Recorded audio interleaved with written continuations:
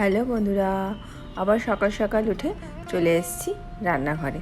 যদিও আজকে আমার রান্নাঘরে একদম রান্না করতে ইচ্ছা করছে না, অনেক কিছু আর কি। তাই ভাবলাম এমন কি বানানো যায় যেটা ঝটপট হবে আর ভীষণ সুস্বাদু হবে।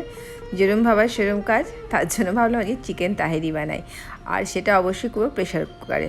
মানে দারুণ তো হবেই খেতে, তার সাথে ঝটপটও হবে আর স্বাদেরও কিন্তু হেরফের হবে না কোনো। তো প্রেশার কুকারে ওই জন্য আমি তেল আর ঘি গরম করে গোটা গরম মশলা দিয়ে পেঁয়াজ কুচিটাকে হালকা ব্রাউন করে ভেজে নিয়ে এর মধ্যে আদা রসুন আর কাঁচা লঙ্কা পেস্টটা দিয়ে আবার হালকা করে খানিকক্ষণ ভেজে নেব।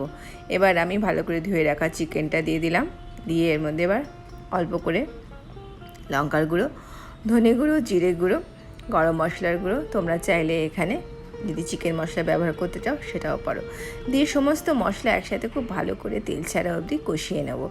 নিয়ে এবার আমি এর মধ্যে দিয়ে দেবো দুধ দিলে কিন্তু অসাধারণ একটা মোগলাই টেস্ট আর ফ্লেভার আসে। অবশ্যই কিন্তু তোমরা এটাকে দুধ দিয়েই করবে, আর দুধ আর জল হাফ হাফ করে মিশিয়েও করতে পারো।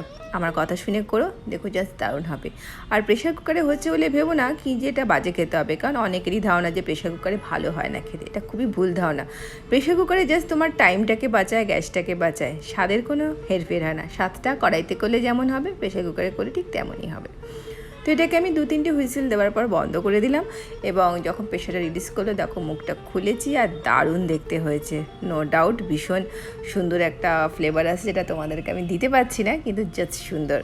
তো এটা আমার হয়ে গেল, চিকেনটা আমার কুক করা হয়ে গেল। এটাকে মোটামুটি খানিকক্ষণ 2-3-4 মিনিট এটাকে ভালো করে ফুটিয়ে নিয়ে তারপর আমি সাইড করে রেখে দেবো।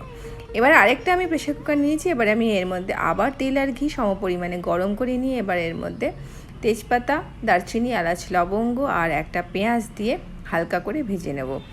আচ্ছা, এবার এটার মধ্যে আমি দিয়ে দেবো ভালো করে আগে থেকে ধুয়ে এবং জল ঝরিয়ে রাখা গোবিন্দভোগ চাল দিয়ে করছি। জেনারেলি চিকেন তাহেরি যেটা বাংলাদেশি স্টাইলে বানানো হয় সেটা গোবিন্দভোগ চাল বা ওখানকার কালি জিরা রাইস দিয়ে করা হয়। তো তোমরা না থাকলে অ্যাভেলেবেল বাসমতি দিয়েও করতে পারো। তো এর মধ্যে পরিমাণ মতো নুন আর চিনি দিয়ে চালটাকে ভালো করে আবার ভেজে নিয়ে 2 কাপ চালের জন্য আমি 3.5 কাপ জল আর দুধ মিশিয়ে দিলাম। মানে ধরো আমি এখানে দিলাম 1 কাপ জল আর 1.5 কাপ মতো দুধ, বা এটা উল্টোও দিতে পারো তোমরা। 1.5 কাপ জল আর 1 কাপ মতো দুধ, বা তার থেকে একটু বেশি দুধ, মোদ্দা কথা মনে হয় 3.5 কাপ মতো জল আর দুধ মিশিয়ে দিলেই হবে।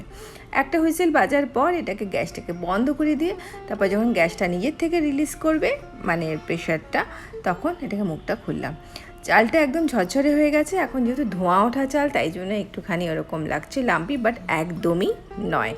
তো এখান থেকে হাফ রাইস আমি একটা প্লেটে তুলে সরিয়ে রাখবো, এবং বাকি যে ভাতটা থাকবে সেটার উপর আমি যে চিকেনটা বানিয়েছিলাম সেটাকে ভালো করে ছড়িয়ে দেবো। ছড়িয়ে দিয়ে যে ভাতটা আমি সরিয়ে রেখেছিলাম সেটাকে আবার উপর থেকে দিয়ে দেবো। তোমরা চাইলে এখানে উপর থেকে এবার ব্রাউন অনিয়নও দিতে পারো। আমি যেহেতু আগে থেকেই পেঁয়াজ ভেজে রেখেছিলাম তাই জন্য দিলাম না। এবার প্রেশারের মুখটা জাস্ট আটকে রাখলাম, কোনো রকম গ্যাসও জ্বালাবে না, হুইসেলও দেবে না, জাস্ট আটকে রেখে 10-15 মিনিট রেখে দেবে, যাতে খুব ভালো করে ফ্লেভারটা চালের সাথে মিশে যায়। আর জাস্ট অসাধারণ হয়েছে খেতে। এবার খুব ভালো করে চিকেনটা আর চালটা মানে পোলাওটা মিক্স করে নেবে। রেডি হয়ে গেলে আমাদের প্রচণ্ড সুস্বাদু আর ঝটপট চিকেন তাহেরি। তোমরাও বানিয়ে দেখো আজকের এই 1 পট মিলটা, আমাকে অবশ্যই জানিও কিন্তু কেমন হলো। জানি তোমরা জানাবে না, কারণ হয়তো আমার ভিডিও তোমরা পছন্দ করো না, তাই কোনো লাইকও আসে না খুব ভালো মতো, আর ভিউজও হয় না। যাই হোক, সেটা কোনো ব্যাপার নয়। তোমরা অবশ্যই জানিও, ভালো লাগলে অবশ্যই জানিও। আমার ভালো লাগবে, তোমাদের ভালো লাগলে আমার ভালো লাগবে, সেটাই আমাকে ইন্সপায়ার করবে। চলো, ভালো থেকো তোমরা সবাই।